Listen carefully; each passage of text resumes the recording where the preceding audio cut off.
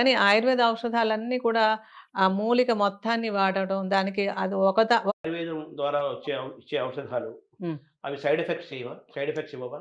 Side effects అంటేనండి ఇప్పుడు 99.9% ఔషధాల్లో side effects అన్నవి లేవు.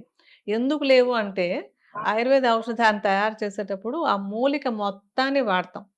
అంటే అందులోంచి చిన్న ఎసెన్స్ ఏదో తీసి వాడితే, దానికి ఒక్కదానికి ఎసెన్స్ తీసి వాడినప్పుడు అంటే దాని యాక్టివ్ ప్రిన్సిపుల్ అంటాం.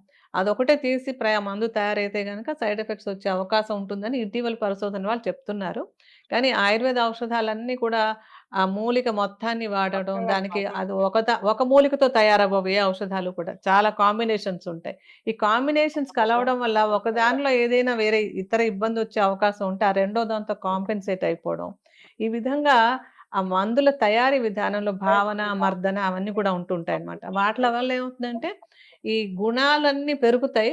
వాటిలలో ఏదైనా వ్యతిరేకమైనవేమైనా ఉన్నాయంటే గనుక అవి కాంపెన్సేట్ అయి తగ్గిపోతూ ఉంటాయి.